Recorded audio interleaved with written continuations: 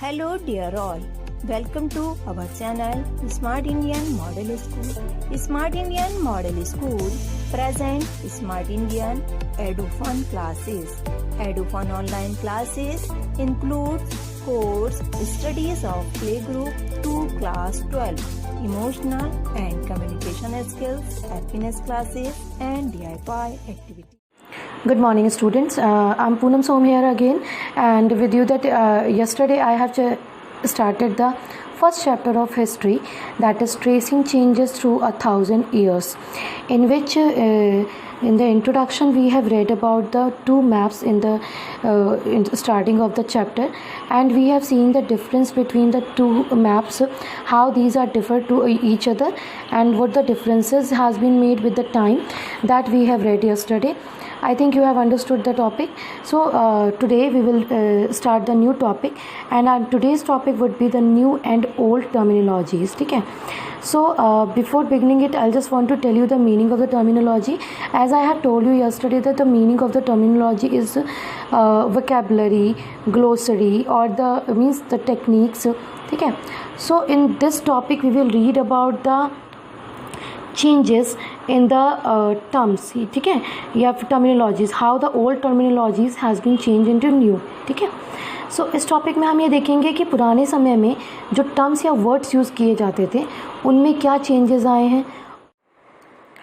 और अगर हम ये कहें कि इंफॉर्मेशन की बात करें तो if the context is in which the information is produced changes with time, what about the language and the meanings. ठीक है, अगर मैं बात करें कि जो context में जो information होती है, जो information दी जाती है, वो time के साथ change होती रहती है, तो language और उनकी meanings भी होती रहती होंगी. ठीक है, तो historical records exist in a variety of languages which have changed considerably over the years. ठीक है, तो जो हिस्टोरिकल्स होते हैं उनका क्या होता है, हिस्टोरिकल का काम वर्क होता है कि जो हिस्ट्री के रिकॉर्ड्स हैं उनको सेव करना या उनको रिकॉर्ड करना, जो हमारे पुराने डॉक्यूमेंट्स हैं, कंटेंट हैं. ठीक है, तो जो रिकॉर्ड एग्जिस्ट, जो भी जो रिकॉर्ड है हमारे पास in a variety of the language, उनमें डिफरेंट टाइप की लैंग्वेजेस हैं which have change considerably over a years. और जिन लैंग्वेजेस में हमने ये भी देखा है कि ईयर वाइज या जैसे जैसे टाइम बदलता गया उन लैंग्वेज में भी चेंजेस आते गए, वर्ड्स में भी चेंजेस आते गए.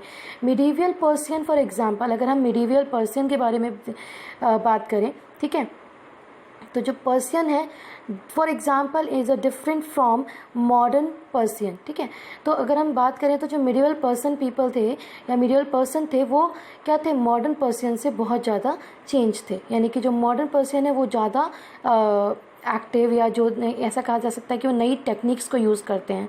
The difference is not just with regard to grammar and vocabulary. यहाँ पर जो डिफरेंस है वो सिर्फ अकेला ग्रामर और वोकेबलरी के बीच में नहीं है कि जो लैंग्वेज चेंज हुई या फिर वर्ड्स चेंज हुए, उनको बोलने का तरीका चेंज हुआ या उनकी मीनिंग चेंज हुई. The meaning of words also change over time. ठीक है, बल्कि जो वर्ड्स की मीनिंग है वो भी टाइम के साथ चेंज हुई है. ठीक है, तो यही है, हमें यहाँ पर क्या देखना है, तो हमें इंफॉर्मेशन के संग ये एनालिसिस करना है कि जो जब भी हमें इंफॉर्मेशन चाहिए होती है किसी चीज़ की तो हम कॉन्टेक्स्ट से रिलेट करते हैं उसे. ठीक है, हमेशा कॉन्टेक्स्ट का ध्यान रखते हैं. तो किस कंडीशन में हमें ये इंफॉर्मेशन गेन हुई है, ठीक है, और कब और कैसे कंटेंट को लिखा गया है, क्या इसके सोर्सेज हैं, इन सब के बारे में हम थ्रू द इंफॉर्मेशन जान पाते हैं. ठीक है, clear. So again just let's move forward. Then take a term of Hindustan. अगर हम एक और एग्जांपल लें तो यहाँ पर एक एग्जांपल है हमारे सामने, हिंदुस्तान. ठीक है, फॉर एग्जांपल अगर हम एग्जांपल लें तो today we understand it as India. Hindustan जिसको पहले जो हमारा इंडिया है इसे पहले क्या कहा जाता था, Hindustan. The modern nation state, और आज के टाइम में इसे क्या कहा जाता है, द मॉडर्न नेशन स्टेट. हम कहते हैं कि हमारा जो नेशन है वो काफ़ी मॉडर्न हो चुका है. ठीक है, so when the term was used in the 13th century by Minhaj-i-Siraj, a chronicler who wrote in Persian. ठीक है, एक क्रॉनिकलर थे मिन्हाज-ई-सिराज. ठीक है, तो उन्होंने क्या किया, उन्होंने पर्शियन में लिखा है कि जो हमारा इंडिया है उस टाइम पर उन्होंने 13 और 14 सेंचुरी में इसका नाम हिंदुस्तान दिया था. ठीक है, सो और उनके according he meant the areas of Punjab, meant of areas of Punjab, Haryana and the lands between the Ganga and Yamuna, ठीक है। मीन्स तो अकॉर्डिंग टू हिम जो हिंदुस्तान था वो कहाँ था, सिर्फ पंजाब, हरियाणा एंड जो गंगा और यमुना के बीच के रीजन है, अकॉर्डिंग टू हिम वो that was the part of Hindustan, ठीक है। And he use the term in a political sense for lands that were a part of the dominion of the Delhi सल्तनत। और उनके अकॉर्डिंग क्या था कि जो ये रीज़न थे या जो जगह थी जिन्हें उन्होंने हिंदुस्तान डिनोट किया है, ठीक है, तो उसमें क्या है कि उन्होंने कहा है कि ही यूज़ द टर्म, उन्होंने उस टर्म को यूज़ किया है कि उस टाइम पर ये जो पॉलिटिकल सेंसस के लैंड का यूज़ किया जाता था and it was under the control of the Delhi सल्तनत। इसका मतलब क्या था कि उनके हिसाब से जो दिल्ली सुल्तान था, जो दिल्ली के सुल्तान थे, उनके अंडर में ये सब एरियाज़ आते थे, पंजाब और हरियाणा और region between Ganga and Yamuna, ठीक है। तो ये सब हिंदुस्तान था उनके according. And the areas included in this term shifted with the extent of the सल्तनत but the term never included south India. और जैसे जैसे जो दिल्ली सुल्तान है उनकी जब सल्तनत बढ़ती गई, उन्होंने अपनी अपनी राज्यों को जैसे फैलाया, ठीक है, अपनी एरिया को जैसे फैलाया, तो वो जो हिंदुस्तान का एरिया था वो उनके अकॉर्डिंग बढ़ता चला गया, ठीक है। बट उन्होंने कभी भी जो ये हमारी साउथ इंडिया पार्ट है हमारे मैप में जो दिखता है नीचे का पार्ट, ठीक है, उसे कभी भी हिंदुस्तान के मैप में या हिंदुस्तान में इंक्लूड नहीं किया, ठीक।